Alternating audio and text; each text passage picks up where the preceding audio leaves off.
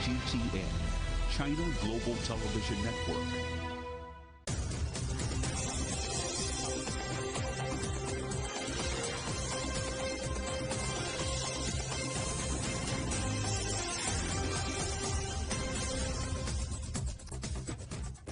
Hello and welcome to The World Today, live from CGTN in London. I'm Jamie Owen. Our top stories. China tops the medals table at the Olympic Games in Tokyo with 3 golds and 1 bronze.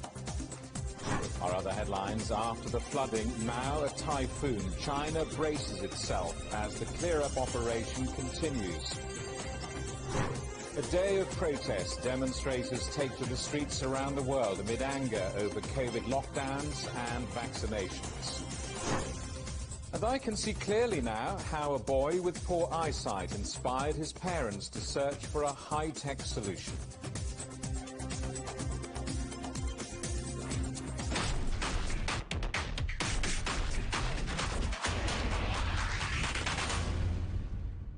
China is leading the Olympics medals tally after becoming the first country to secure gold at the Games. Yang Qian won the women's 10-metre air rifle with a record-breaking performance. The team currently holds 3 gold and 1 bronze medal. Dan Williams reports. 11 gold medals were up for grabs on this, the first full day of competition at this Olympic Games, and it was a golden start for China, claiming 2 gold medals in the first 2 events available here at Tokyo 2020. Now, the first of those came in the 10-metre women's air rifle. Yang Qian holding her nerve to pip Russian athlete Anastasia Galashina. Galashina held a 0.2 lead going into the final shot, but she came away with a disappointing 8.9 score there. That opened the door for Yang. She took her opportunity, showing incredible mental strength, the 21-year-old, and claiming that gold medal. And that was soon followed for China by a second gold medal, this time in the women's 49-kilogram weightlifting. Ho Jiwei claiming the gold there, beating India's Chanu Mirabai to claim that gold medal. Now, there are a host of other medals also up for grabs, perhaps the highlight being the men's road race cycling. Richard Carapaz of Ecuador beating an all-star field there to claim the gold medal. Elsewhere, 3x3 basketball made its debut, its Olympic debut, while in the tennis is also underway. Novak Djokovic there looking to win a golden slam, of course, this time round. He is through to the second round. Dan Williams, CGTN, Tokyo.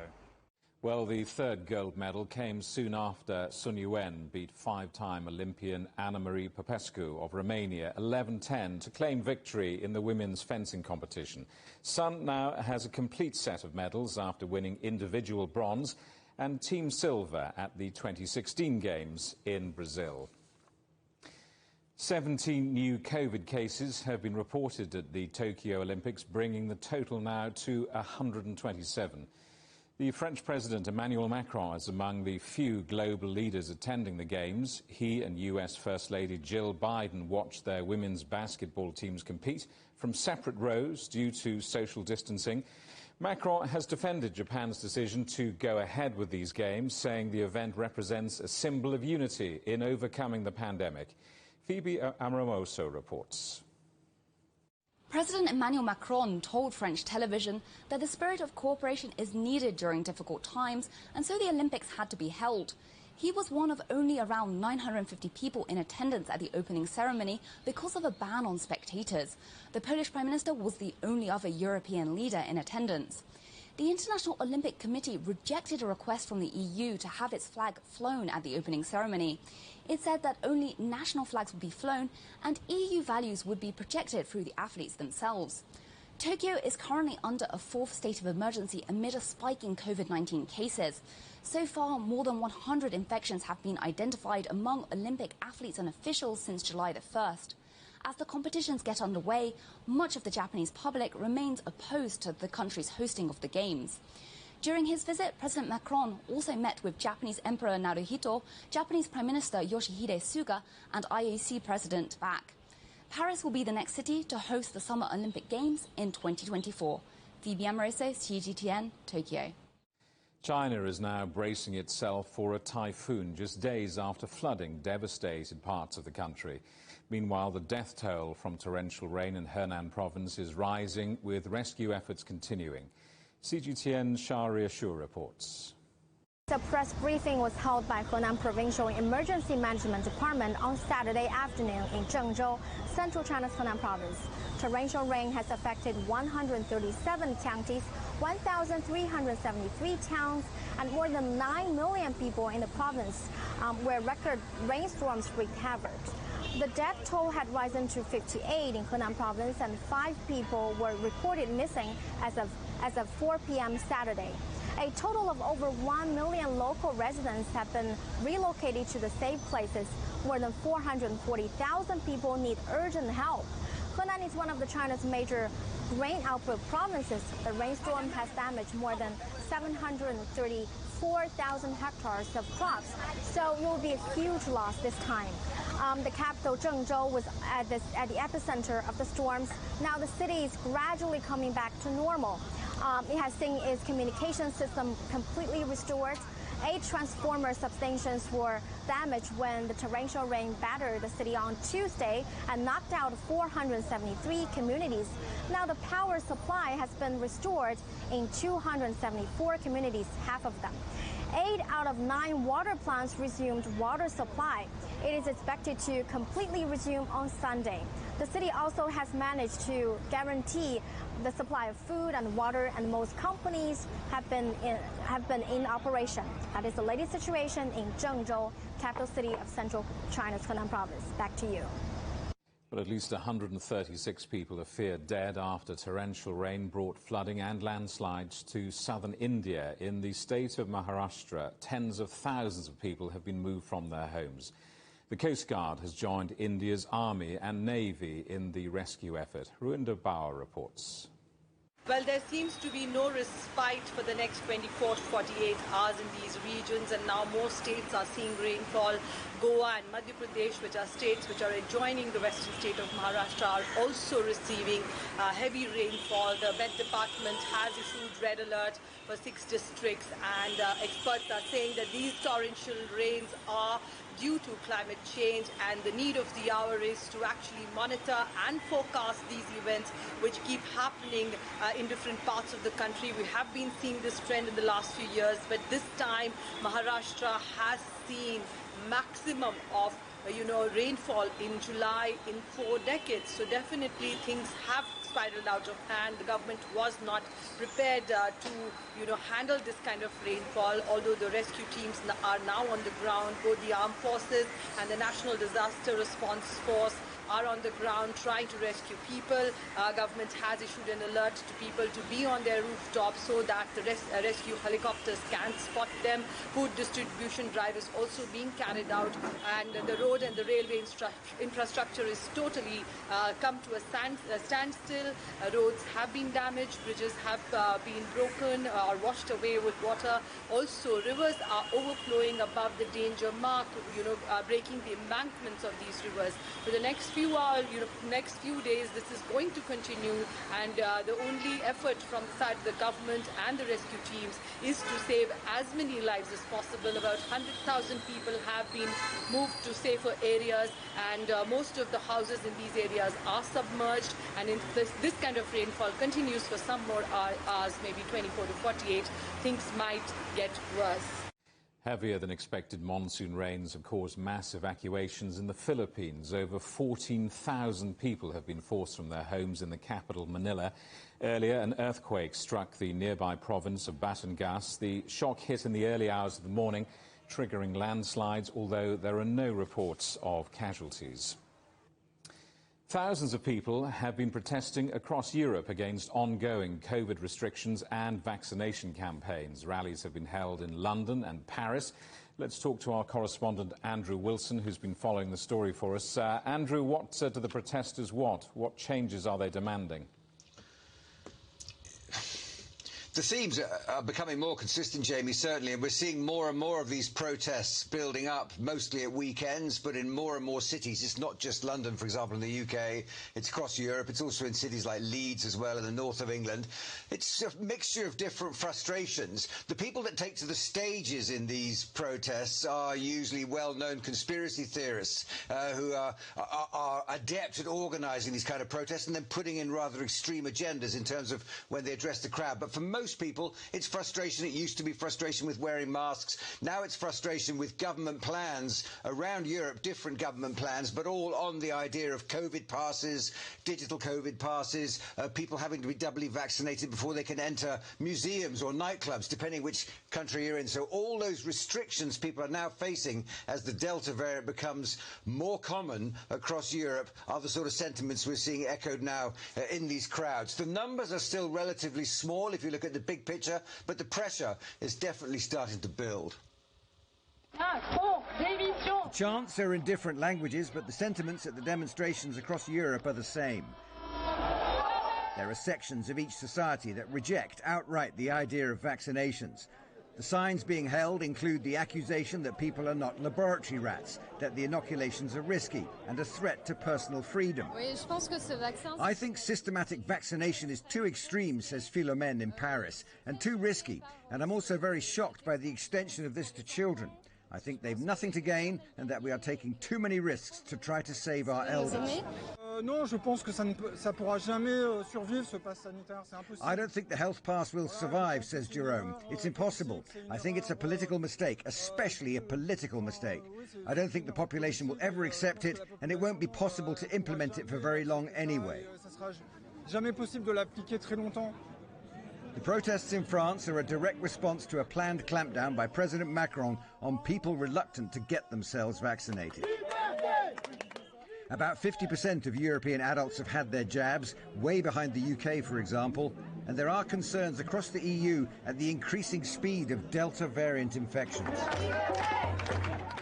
Demonstrations are planned for several European capitals throughout the course of the day, including Vienna, Warsaw, Helsinki, Rome and Madrid. Trafalgar Square in London reflected Number 10's plans to introduce vaccination passes for entry into nightclubs and other crowded events. There's an inevitability to such protests as one by one Europe's governments tackle the need to get their economies moving again, using the vaccination programs for cover rather than lockdowns, which have damaged so many businesses across the continent. Andrew, will the protesters achieve anything? Will they get what they want? It's difficult, Jamie. Of course, there is pressure being put on governments, so they do have to listen. But I feel what's going on is quite simply this is an experimentation being led really by the UK. It's now, can Europe proceed using vaccinations rather than lockdown as a means to control the spread of the virus? We all know it's a matter of record 50,000 cases a day on average here in the UK, for example. The Delta variant spreads easily in these kind of conditions, and governments across Europe are now thinking we've got to make sure we get our people vaccinated. Then that was easy when people were in their 70s and 80s and 60s, all willing patients to get the jab in their arms as soon as possible. With the younger generations now, it's proving more complicated. They resent, in some cases, having to have the vaccination, and they certainly also resent these limitations on their freedoms. But the European governments are realizing, I think, one by one, that they simply can't afford to go into the kind of lockdowns that we saw through all of 2020, the beginning of 2021 again. So they have to make their vaccination programs work. So these clashes, I think, are destined to continue until some light appears at the end of the tunnel, Jamie. Andrew, just a final thought. Europe seems to be becoming something of a vaccine experiment, and the rest of the world is watching closely. If you look back about 2 months ago, Jamie, it was only the UK that seemed to be getting anywhere with its vaccination programme. Well, now the European Union has got its programme together, and about 200 million Europeans have now been vaccinated. That's about half of their adult population. It's not really enough to guarantee or even hope for some real protection against the Delta variant, but it's a start. But certainly countries around the world, the US particularly, which is dealing with a well-established vaccine program now, but more incidents of the Delta variant than it had hoped for in the past. Israel as well unlocked its society about a month ago with about 70% of the vaccination program complete. They've now had to start putting certain measures in place again because the virus ran riot again through their society. So they're now looking to see how the UK gets on with its vaccination figures. About 90% of UK adults have had their first jab at least, so the UK is very advanced. What the world wants to see now is whether or not the vaccination can replace lockdown as an instrument of control of the virus, and that's what everyone's waiting to see. UK has become the experiment for everyone to watch. Andrew Wilson, thank you very much. European regulators have said Moderna's COVID vaccine can be given to 12 to 17-year-olds. The US-made jab is the second to receive the go-ahead for this age group following the approval of the Pfizer-BioNTech jab. Moderna's two-dose vaccine will be given 4 weeks apart. Vaccinating young people remains controversial as many countries struggle to vaccinate adults. Thousands of Hungarians have taken to the streets for Budapest Pride March in support of LGBT people and in opposition to recent laws seen by many as discriminatory. The EU has launched legal action against Hungary over the new law, which bans the use of materials portraying homosexuality in schools. Brussels says that goes against European values of tolerance and freedom. You're watching CGTN. Still ahead here on The World Today. The boy from Barcelona who inspired a technological breakthrough, helping those with poor vision.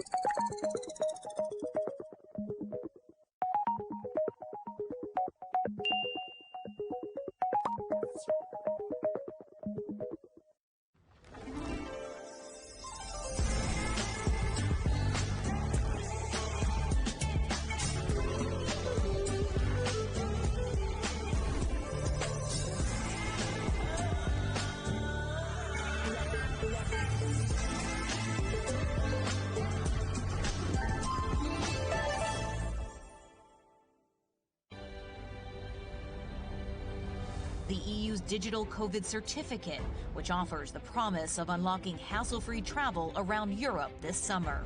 In less than 2 weeks' time, the Czech border will also open to all EU and Serbian citizens. 4.4 million Hungarians received their first dose of COVID vaccine. 18 and over can receive a COVID-19 vaccination, but it does come with conditions. Third wave will probably take longer to emerge. This vaccination centre is part of a massive effort to try and drive down the numbers of the new variant that was first identified in India.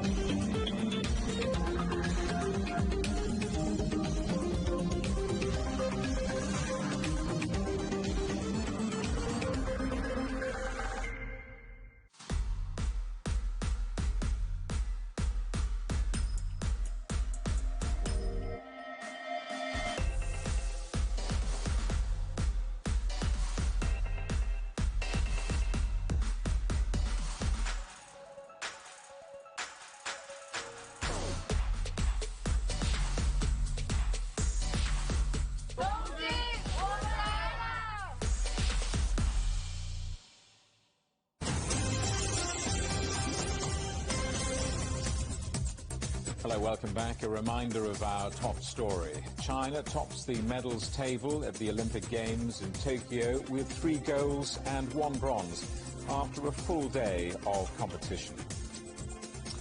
Well, let's get more now on that top story. China's golden start to the Olympics. Yang Tian won the women's 10-meter air rifle with a record-breaking performance.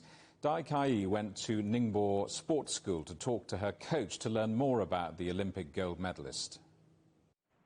Unlike a gunfight in a blockbuster movie, the air rifle Olympics event requires athletes to be able to stay completely still while holding a gun for hours at a time. The size of a coin. For people without intensive training and experience using an air rifle, it will be hard to even notice this target 10 meters away, let alone hit the bullseye. To excel at a game like this, professionals say athletes have to be extremely calm and have razor-sharp focus. The 50-meter air rifle event is subject to more variables such as weather and light. Comparatively speaking, there's much less to be considered in the 10-meter air rifle competition. Whether you're winning or losing largely depends on how tranquil your mind is. Wang works as an air rifle coach in Ningbo Sports School in East China's Zhejiang province, a school that works to build world-class athletes, the latest among which are Yang Qian. Yang Qian spent 5 years living, training, and studying here. As one of her coaches, I saw how she grew little by little over the course. She's outgoing and brave, and most importantly, she does not give up easily. Her perseverance is what she's used to navigate through it all. The 21-year-old has been on a winning streak, taking first in the first 4 qualifiers for the Tokyo Games. Everybody's worried that she's too young for a competition at this level, but her performance has been stable and we're happy for her. Yang Qian's last competition at an international level took place in 2019. Due to the pandemic, she hasn't had the chance to compete until the Olympics. Her coaches say competitive sports can be taxing on the mind and body, with a lot of pressure placed on athletes at this level to perform their best. But what really matters is they to focus on the moment and do the best they possibly can. 带开 CGTN, Ningbo, Zhejiang Province. President Joe Biden has approved an extra $100 million to fund emigration visas for Afghans formerly employed by the U.S. military. The first evacuees are expected to arrive in Virginia in the next few days. The withdrawal of NATO troops from Afghanistan has left thousands of former translators and civilian workers fearing reprisal attacks from the Taliban. The U.S. military lab is now at the center of China's focus about the origins of COVID-19 after Beijing implied the virus could have leaked from the Fort Detrick lab in Maryland. A petition hosted by China's Global Times newspaper on WeChat and Weibo has attracted over 10 million signatures. It asks for the WHO to investigate the US lab. It comes as China's foreign ministry rejected a further WHO investigation to include audits of laboratories after the WHO said its first investigation was hampered by a lack of data. No evidence has been provided to support the claims against the US lab. China's top diplomat has called for enhanced cooperation with Malta in the fight against COVID. Foreign Minister Wang Yi met his counterpart, Evariste Bartolo, in Chengdu, where they discussed climate change. Wang Yi also said he hoped Malta would continue to help promote trust and understanding between China and Europe. One of America's top diplomats is traveling to China for high-level talks. The visit by U.S. Deputy Secretary of State Wendy Sherman comes amid increased tension between Beijing and Washington, and the two sides are expected to discuss some of their most difficult issues. CGTN's Jim Spellman reports. U.S. Deputy Secretary of State Wendy Sherman set to arrive in Tianjin Sunday for meetings with Chinese officials, including State Councilor and Foreign Minister Wang Yi. Beijing has repeatedly called for the U.S. to properly manage differences. China will make clear to the U.S. its principal position on the development of China-U.S. relations and its firm attitude of safeguarding its own sovereignty, security, and development interests, and demand the U.S. side to stop interfering in China's internal affairs. It's the first high-level in-person meeting to address some of the thorniest issues between the world's two largest economies since tense talks in Anchorage, Alaska in March. The State Department says no topic is off the table.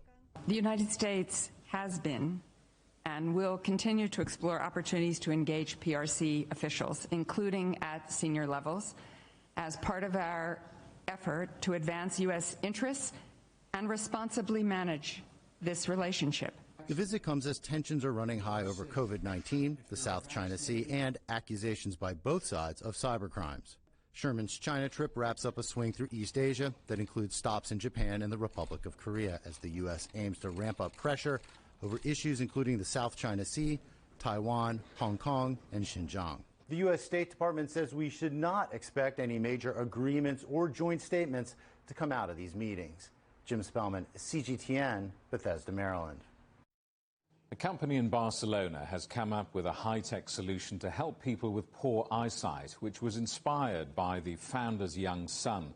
The technology uses a mix of artificial intelligence, 3D vision and mixed reality to help people see more clearly. Rahul Pathak reports. Biel was a 2-year-old boy who had trouble walking down the stairs. He was diagnosed with an optic nerve problem that could not be corrected by surgery or normal glasses. There was no technology available to help this rare condition that affects around 1 in 5,000 people in the world. So his parents, an engineer and a doctor, decided to use their skills to do something about it. We thought about glasses that are able to capture 100% of reality of what's in front of you, and then the glasses could show the obstacles that could be dangerous for them within the low vision range that they have. So the glasses use the latest technology to show 3D pictures upon which graphics, text and video are then laid over real-world images. So unlike people who are completely blind, people with low vision can see. So this technology actually allows them to be more independent. So what started back in 2017 as just a concept quickly attracted investors through crowdfunding and public finance to the tune of around $1 million. The glasses are now being sold in Spain and also in Denmark. To understand it, you must go in my shoes. This disease is invisible because you see something, but you are very limited because of limitation of your sight. People with this kind of disorder suffer many times from kind of depression because they can't communicate with other people in normal events. So obviously it will change the life of anyone who wear it. Once you put it and you can go to some gathering and you can talk to people and you are not afraid of doing something to another one which you do not see. There are plans now to develop this technology even further by incorporating voice activation that could work with Google Maps. For Biel and other low vision sufferers, it's hoped that the future can now start to look a little brighter. Rahul Pathak, CGTN, Madrid. The headlines again. China tops the medals table at the Olympic Games in Tokyo with 3 golds and 1 bronze after a full day of competition.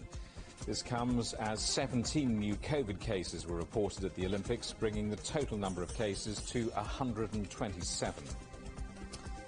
Now, as friends across Europe begin to reunite and many restrictions are lifted, CGTN's Stephen Cole will be discussing life after lockdown next, finding out which changes are here to stay and why not everyone is ready to brave the new world.